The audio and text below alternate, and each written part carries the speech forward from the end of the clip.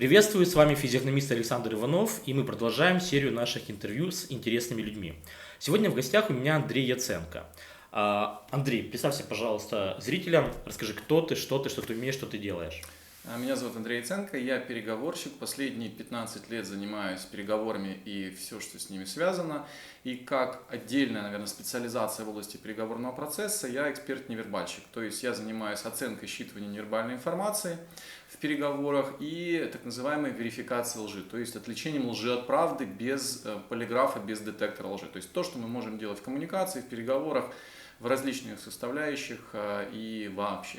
А теперь, пожалуйста, детально расскажи мне, что такое невербалика и что такое верификация. Это вообще разные вещи, это одно и то же, одно из другого вытекает, как это? Ну, скажем так, верификация это, наверное, можно сказать, это часть невербалики. То есть, если мы говорим про считывание невербальных реакций, то это считывание всех реакций, которые находятся за словами нашего оппонента. Да? То есть, все, что не касается слов, не касается их смысла. Вот ты делаешь рукой, я киваю головой, это невербалика. Да, то есть это жестикуляция, это положение и динамика изменения позиции тела и тонуса тела. Это мимические реакции, это глазодвигательные реакции, это вегетативные реакции, то, что считывает полиграф тот же самый.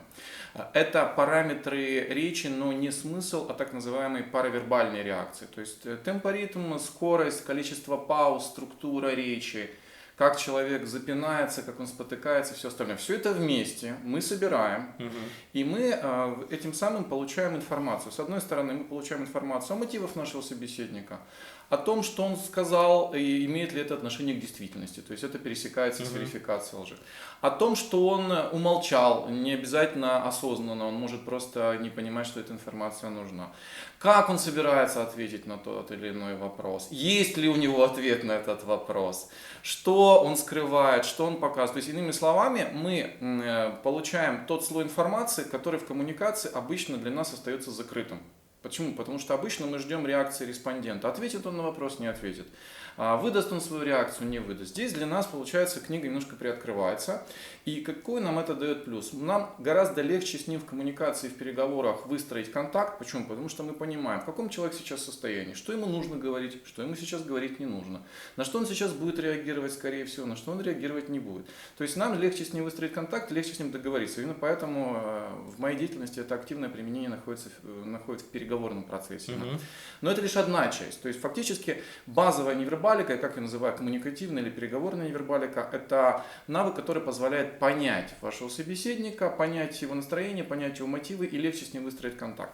Вторая составляющая этого процесса, которая не всегда проявляется, но иногда это необходимо, это понять ту информацию, которую он выдает, является ли она правдой или является ли она ложью. Этот навык востребован и в переговорном процессе, иногда и в обычной коммуникации, ну или в специализированных коммуникациях из серии там, интервью по приеме на работу, допустим, какие-то процессы следственные, доследственные в рамках там, корпоративных, в рамках компании. Это и уголовные, и административные дела, все что угодно. То есть все, что касается определения лжи без полиграфа. Вот если очень-очень кратко, то это так. Очень интересно, особенно учитывая то, что в каком-то формате какую-то часть физиогномика тоже вот рассматривает подобные вещи, но нам было бы интересно еще и у Андрея получить какую-то информацию по этой теме. Окей, Андрей, а вопрос, почему это вообще работает? Почему это вообще возможно, а не, собственно, какой-то очень практичный человек, который в жизни многое повидал, скажет, да ну это все ваша фантазия, да? Почему это не фантазия, почему это реальность? Дело в том, что в процессе были исследования соответствующие. Начал, скажем, вообще теорию эмоций, на которой это все построено, изучали очень давно. Там информация уже появлялась и в начале 19 века, в конце 19 века, в начале 20-го, но системно хорошо это начал изучать в 70-х годах известное имя Пол Экман, который выстроил на базе теории развития определения эмоций, навык распознавания эмоциональных реакций, построил на этом базис навыка распознавания лжи. Сейчас наука шагнула уже далеко вперед, но в чем ее основа? В том, что люди на похожие раздражители выдают похожий набор реакций. Опять же, Одна и та же реакция отображается одинаково не у 100 людей, то есть это там 95-97%, иногда 91%. И набор признаков может чуть-чуть и интенсивность их отличаться, но понимая, из чего, каких признаков это состоит, допустим, одна и та же реакция у человека состоит там из набора 7, 8, иногда 10 разных признаков.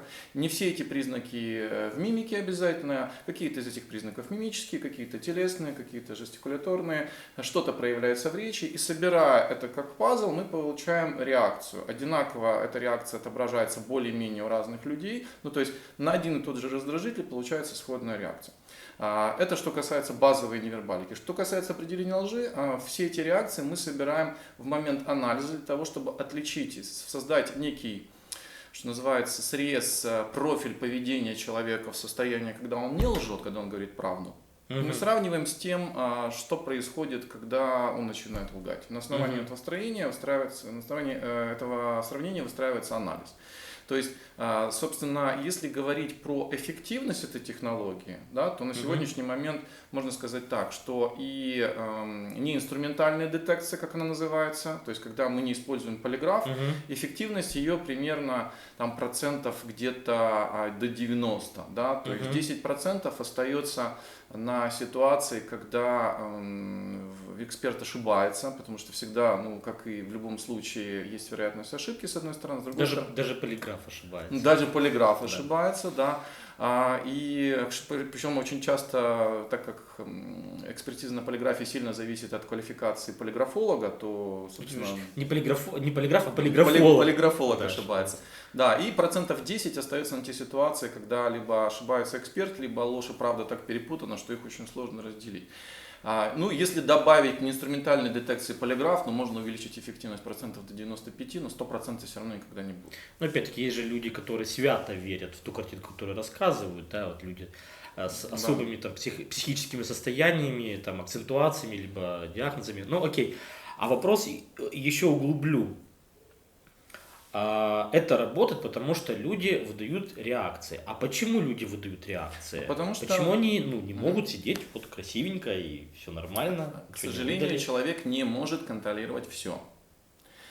То есть даже люди, которые себя контролируют достаточно хорошо. Опять же, есть люди определенных специальностей, определенных профессий, в коей профессиональной деятельности необходим контроль. Но мы их не будем затрагивать здесь, да? Но это не обязательно. На самом деле это не только сотрудники спецслужб, это люди, которые работают и в переговорах, это публичные деятели, это люди, которые публично выступают. Любой человек, который умеет выступать публично, он умеет себя контролировать, в принципе, более или менее. Это люди, которые занимаются продажами, это врачи. Вот потому что врач образован от слова врать, в принципе, доктор, если ты не знал. Вот. А док со слова учить. Вот. И таким образом любая внешняя реакция, ну, то есть понятно, что разные интенсивности реакции, разные, скажем, раздражители действуют на разных людей по-разному. Да? То есть если мы посадим там, жителя Скандинавии и жителя Кавказа и дадим на вход одну и ту же раздражитель реакцию, то эмоциональная степень реагирования у них будет, естественно, разная. Вот. Но вне зависимости от степени эмоциональности, то есть степень эмоциональности реакции, это амплитуда ее. В невербалике не важна амплитуда. Важно наличие реакции или отсутствие. Сам факт. Сам факт, да. То есть сама реакция есть, она просто сдержанная. То есть ты увидишь не сильно, не перекошенное лицо мимикой, да, маленькую реакцию, которую нужно заметить. Так вот, значение этих двоих признаков будет одинаковое абсолютно. Просто человек, который умеет себя контролировать, он выдает признаки менее амплитудные, то есть меньше они по величине, но их может быть чуть-чуть меньше, чем, или сильно меньше, чем у человека, который контролирует себя плохо. Но тем не менее, любой человек в определенной ситуации эти признаки выдает. Если он их не выдает, такие ситуации бывают, то использует методы, как эти признаки с него получить. То есть, допустим, провокация, то есть человека можно спровоцировать. Для этого не нужно бить его табуреткой по голове, можно ему задавать определенные вопросы, ставить его противопоставление самому себе, вызывать у него какие-то противоречивые эмоциональные реакции. То есть любого человека можно раздраконить так, чтобы он выдал определенную реакцию, если очень захотел. Причем тихим, спокойным голосом. Иногда тихим, иногда нет. Ну, просто каждому человеку есть свой подход, просто зависит от цели. Здесь очень часто отличается применение этого навыка. Если я работаю с этим навыком в бизнесе, то мне не нужно докапываться, к примеру, в чем конкретно оппонент лжет. И мне не нужно, чтобы он признался. То есть мне достаточно увидеть какие-то признаки нестыковки, я говорю, у нас как бы это коммуникация или оценка ситуации высокого риска, будем ли мы вступать с этим человеком в какие-то бизнес-отношения, почему? Потому что тут-то, тут-то, тут-то нестыковки, я вам говорю, что там вероятность того, что это ложь, там больше 70%. Это людей устраивает. Но если мы работаем со следственными органами, то им нужно не просто узнать, что там есть ложь, а где она конкретно, и чтобы человек еще признался. Угу. Там нужно копать дальше. Вот там это имеет большее значение. Вот там... тут мы переходим к вопросу следующему. Ты как консультант, кто твои клиенты как консультанта? И как это вообще происходит, собственно? Ну, первая часть вопроса, кто твои клиенты, а вторая часть вопроса, это ты сидишь за стеклом и наблюдаешь, либо ты же участвуешь в переговорах. Как это вообще все работает? Ну, так как я в основном все-таки переговорщик, то большая степень применения этого навыка – это осознанный мой выбор, это бизнес. Да? То есть это 80-90% моих клиентов. То есть я работаю и со следственными органами в том числе, но гораздо меньше. Почему? Потому что мне это не так интересно. И платят не так хорошо. И платят не так хорошо, но дело не в этом. Там ситуации не такие интересные. Работать с уголовниками очень часто, если это не мошенник, с мошенниками интересно. Потому что по ним непонятно. А вот обычно вот эта бытовуха, уголовка, по ним очень все одно хорошо. И то же. Одно и то же, по ним очень хорошо все видно, то есть здесь нет развития, как для экспертов. В бизнесе там интересно. Там взрослые люди, которые скрывают определенные вещи. Почему? Потому что это грозит им недополученной прибылью или какими-то убытками. Вот. И это гораздо интереснее в плане развития как эксперта. Варианты того, как я работаю, по-разному. Иногда я присутствую в переговорах как консультант. Иногда я обучаю переговорщиков, экспертов. Иногда я смотрю запись, иногда я слушаю аудиозапись. Все по-разному происходит. Понятно, что за стеклом я как в кино не сижу, потому что таких переговорных у нас практически нет. Практически нет. Да, вот, поэтому это нереально. Вот. Но так как у меня этот навык смешанный, так как я не только эксперт, который оценивает, я еще эксперт, который ведут переговоры, поэтому у меня этот навык смиксован очень сильно. И у меня есть две составляющие, я консультирую одно и другое. Да? То есть и само ведение переговорного процесса, и то, что я вижу по невербалике, и задачи мне ставят абсолютно разные. Иногда задача там прощупать человека, иногда задача просто посидеть, посмотреть, понять, кто действительно принимает решение. Иногда задача ставится увидеть слабое место, чтобы потом знать, куда зайти. Иногда прощупать, до скольки может еще та сторона двигаться и может ли она двигаться. Ну, то есть задачи ставятся абсолютно разные. Что происходит, когда встречаются клиенты Андрея Яценко по разные стороны стола?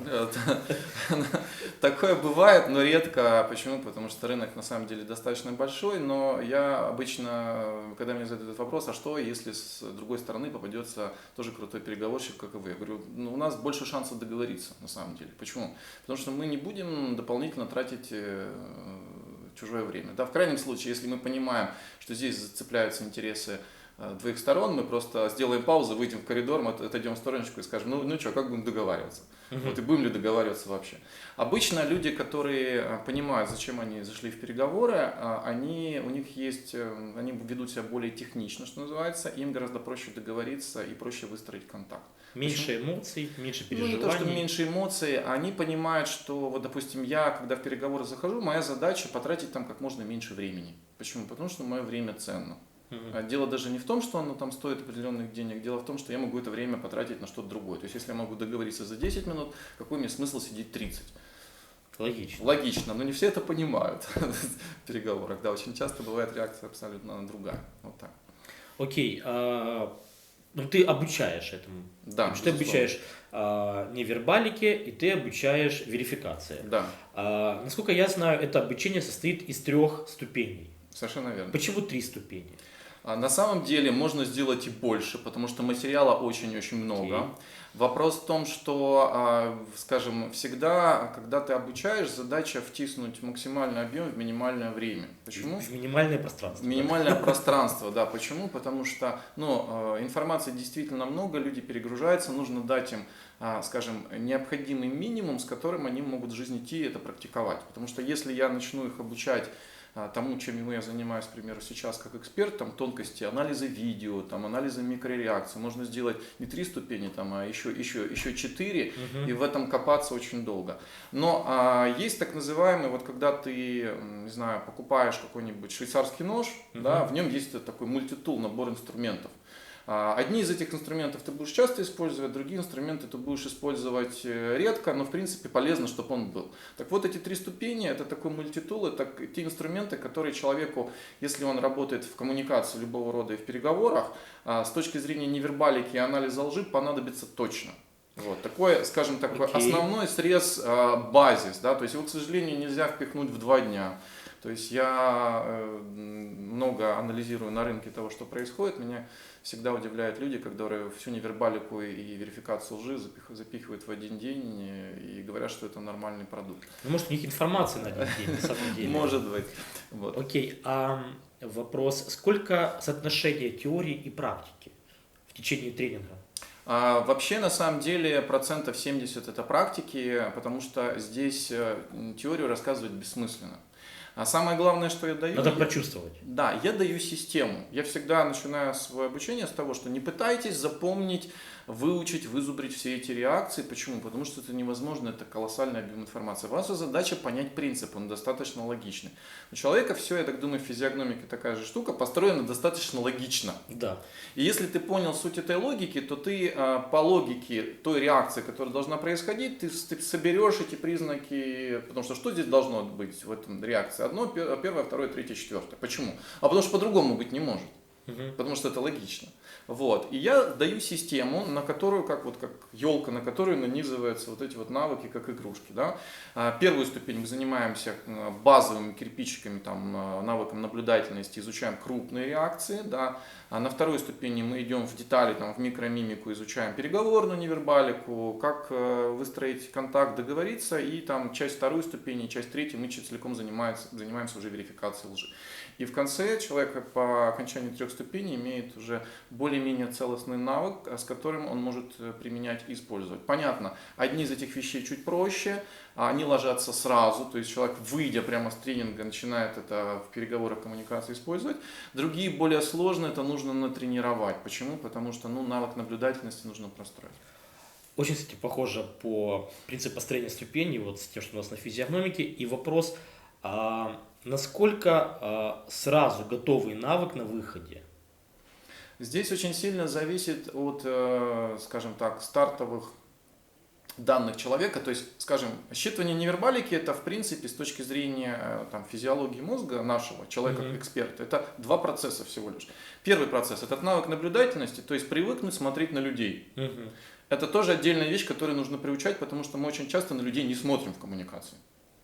По крайней мере, в глаза точно не смотрим. То есть по статистике человек поддерживает зрительный контакт примерно 30-50% времени. То есть как минимум половина, а то и 2/3 информации пролетают просто-напросто мимо него, потому что визуальный канал у нас основной.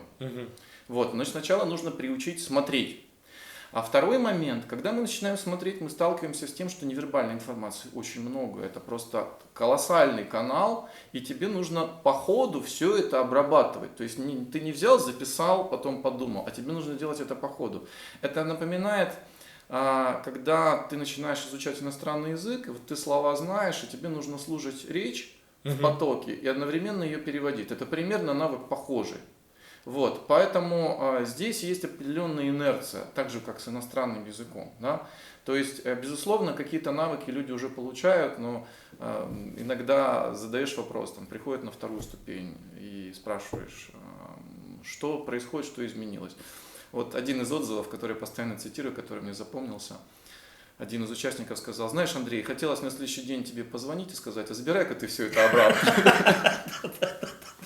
Потому что ты начинаешь видеть, для тебя ситуация начинает быть понятнее, но ты начинаешь видеть многие вещи не только на своих бизнес-партнерах, на каких-то своих оппонентах, но и на своих близких, на своих родных, родственниках. И не все из этих вещей, которые ты видишь, они очень приятно, то есть поэтому тебе нужно принятие, да. То есть, опять же, базовая невербалика, она ложится достаточно легко, она легко встраивается. С анализом лжи там чуть-чуть сложнее, потому что нужно анализировать больше объема информации. Именно поэтому я даю ее не сразу с 1 ступени, а даю ее с 3, потому что нужно сначала научиться видеть да, затем анализировать, а для анализа лжи нужно вот это вот проанализированное Собирать. сравнивать, скомпоновать. Поэтому все это идет постепенно. И если человек привык работать с большими массивами объема информации, то для него это будет гораздо легче. Если менее, скажем так, меньше привык, да, то для него это будет немножко сложнее. Вот, наверное, самый такой навык, который очень сильно похож, как я уже сказал, это обучение иностранных языков. Да? То есть у одних быстрее, у других медленнее происходит. Кто-то вообще не может выучить. Да? То есть все понятно, что зависит от мотивации и от системы обучения. Вот. Но могу сказать по своим ученикам, так как та методология, которую я даю на тренинге мы сами ее разрабатывали. А я в свое время, когда учился, я учился с разных источников по кускам других методологий. Так вот, они у меня учатся быстрее, чем я в свое время учился.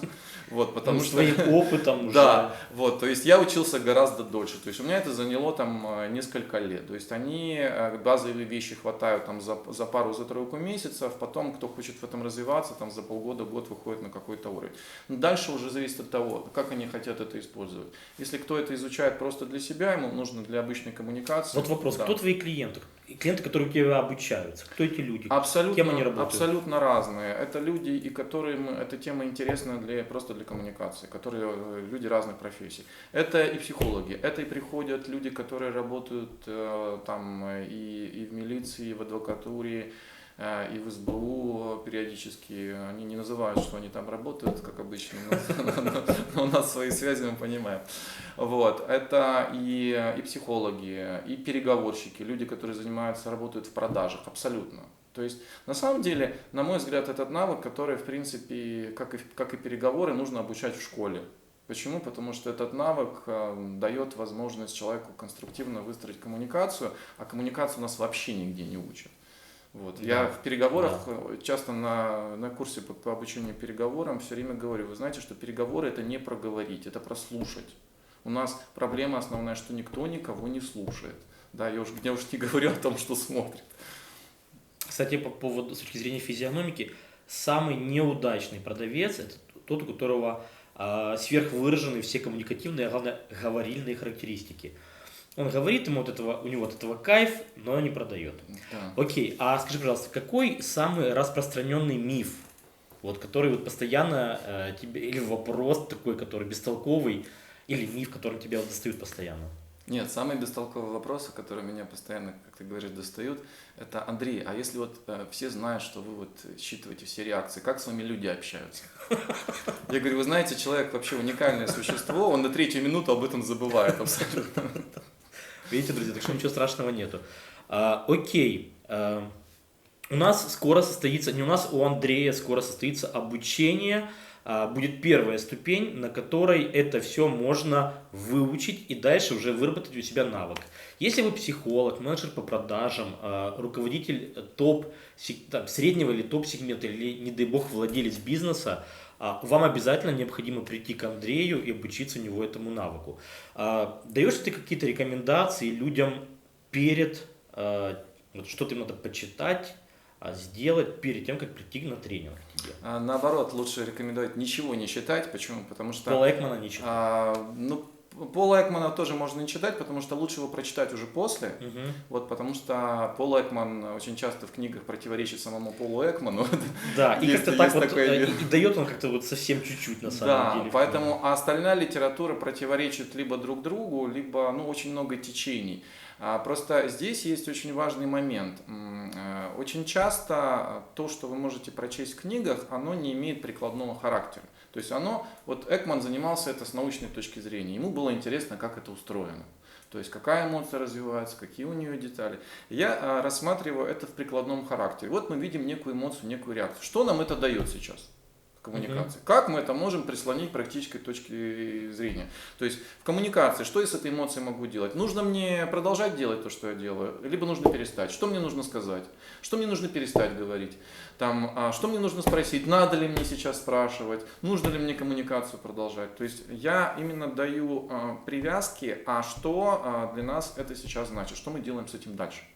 Таким образом, для нас это превращается из голой науки в некую прикладную вещь, которую при системной практике она достаточно сильно изменит коммуникацию, и вам станет вообще в принципе понятно, что куда оппонента вести и как с ним вообще разговаривать. Желательно голову не забивать перед тренингом.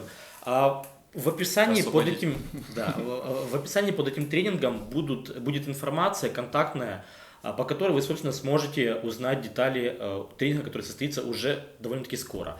Собственно, желаю вам успехов и внимательно смотрите на лица окружающих людей. До скорых встреч, пока. До свидания.